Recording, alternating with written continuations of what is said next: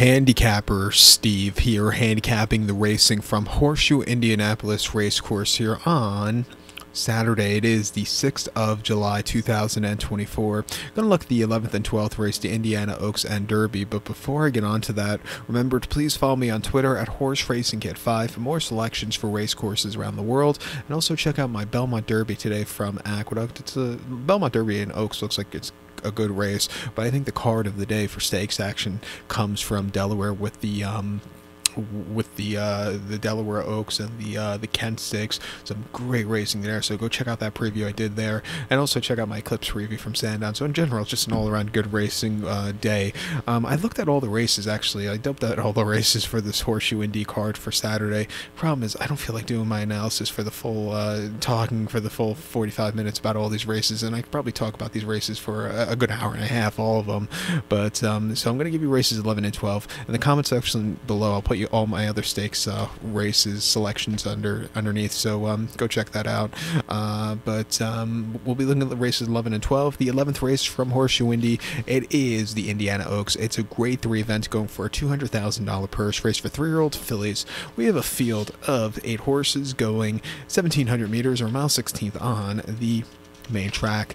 Top selection here, I'm going to take the 1-horse Impel. I'm going to go 7-4-6-2 in the superfecta. 7-4-6-2 super. Top selection 7-horse Impel. This 3-year-old field by Quality Road. Brad Cox trains. Florent Giroux picks up the mount. The horse's most recent outing came the 8 bells at Churchill, 7 furlongs in the 3rd of May on the slop in the grade 2 8 bells. She finished second by 2 lengths that day, and she sat back early. My main squeezed home clear that day, but this horse, she gained a lot of ground that day.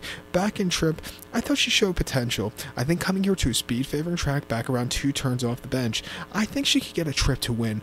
I didn't think she ran half bad in the Ashland at Keeneland going mile 16 on the 5th of April. It was a very tough Ashland. Desert Rose looks like she's a decent horse. Just before I ran Terrific Race, I think that day for the place. This horse just wide that day and just couldn't get to the front end where she just has her better running style. Also, the short stretch got to her. What can you do? She ran her heart out that day, and then in a race she ran terrifically at Oakland. Second outing, 3rd of March, mile 16th, and option 125, winning by 8 1/4 lengths from a tracking trip. She basically won on cruise control. That was a very good race.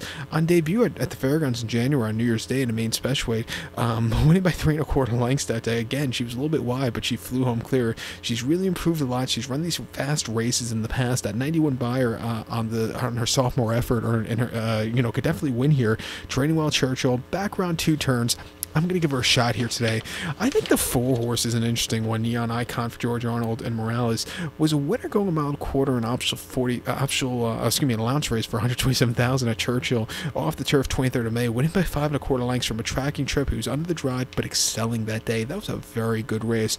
Getting a decrease in trip, but she's run buyers that have definitely, can keep up with these horses here today. I thought her debut victory at Keeneland going mile 16th wasn't bad at all. Coming from the back of the pack, winning by 4 1/4 lengths from a bit of a pace meltdown, she flew home clear. A very good run. She's gonna have to get, I think she's fast enough to win, but if she gets a little bit faster, which she should with the dirt start, I think that puts her up here to get the job done. If there's a pace meltdown, it wouldn't surprise me if she picks up some pieces. At 7-2, let's use her in the double with race number 11 going into 12, which they don't have actually. No, yes they do. I was about to say they don't have a double going to 11 to 12, but they do. But to recap my selection now for the 11th from Horseshoe Indy, it's the grade 3 Indiana Oaks. Going to take the 7-horse Impel. Give kudos to the 4-horse Neon Icon. 7-4-6-2 super. 7-4 in the multi-race. Let's get to the featured 12th race from Indianapolis. And in my lifetime, this race course has had 3 names. We started off with Indiana Downs, then Indiana Grand Race Course, and now it's Horseshoe Indianapolis. What's the next incarnation of this course? But this featured 12th race from Horseshoe Indy, it's the Indiana Derby. It's a grade 3 event going for a $300,000 purse race for 3-year-olds here. We have a field of 8 horses going 1,700 meters or mile 16th on the main track. Indiana Derby actually used to be run at Hoosier Park when they used to run the thoroughbreds in the fall meeting there many years ago. I think it's been run now at Horseshoe Indy for the last 10 years or so, but I do miss the Hoosier Park full thoroughbred meeting in the fall. I used to compliment the Meadowlands really well on a Friday or Saturday, and I watch, switching between Hoosier and the Meadowlands. But with that being said, I'm going to go with the 8 horse here, Dragoon Guard. I'm going to go 8-3-6-7 in the superfecta. 8-3-6-7 super. Top selection 8 horse Dragoon Guard. This 3-year-old called by Arrogate. Brad Cox trains, Florent Giroux gets to mount. The horse is most recent out came an optional 100 on the slop at Churchill, mile 2nd of June, won by 3 1/4 lengths that day, and this horse walked on the front end. Well, not walked, he set some good fractions on the front end. He went basically 23 to the first quarter and a half, and he really took home clear late, 82 cents to the dollar favorite, 91 buyer. That was a strong run. He is coming around 2 turns for the first time, stakes quality horses, but out of all the Indiana Derbies we've had in the last 10 years or so, I don't think this one is the toughest one. He'll be forwardly paced. I think he has the ability to go a long way. I think he's sitting on a good run. 2 back in the main special at Keeneland, about 7 furlongs, 21st of April, first start of the season, first start in about 8 months. He won by 3 1/4 lengths that day, and he sat back early, a little bit wide, but when he had the turn of foot, he flew home. 88 buyer. He definitely improved from the 2-year-old to 3-year-old campaign debut there, and then on debut as a 2-year-old at Churchill, 7 furlongs in main special weight. He finished second by a neck that day. He just kind of stalked all the way around the race course, dueling a little bit towards the end. He couldn't catch Otto the Conqueror, who was the next start winner, but he got around the race course well. He is training well since the last race. He's been on the improvement with the buyers. 2 turns shouldn't be a problem. Florent Giroux, Brad Cox, very good numbers this day of the year. I'm going to give him a shot to win this race. I think the 3-horse Real Men Violin for Kenneth McPeak and Brian Hernandez could get some a good shot to the winner's circle also. Most recently in the Texas Derby, this horse has just had a little bit too much ground to gain that day. He finished 3rd by 7 lengths that day. EJ won the Cup, who's running back, so one had to jump on him, but he got around the race course well. Again, he was just a little bit flat in the Illinois Derby at Hawthorne over the 9 furlongs, where he finished 2nd by 5 3/4 lengths. You know, the winner had the jump, but again, he got around the race course okay. His only subpar race was against very tough competition in Louisiana Derby over the mile 3/16 at the fairgrounds. Finished 11 by 47 lengths. He was wide, and he just wasn't getting into it. Even the race before in the Risen Star, he just wasn't getting into it.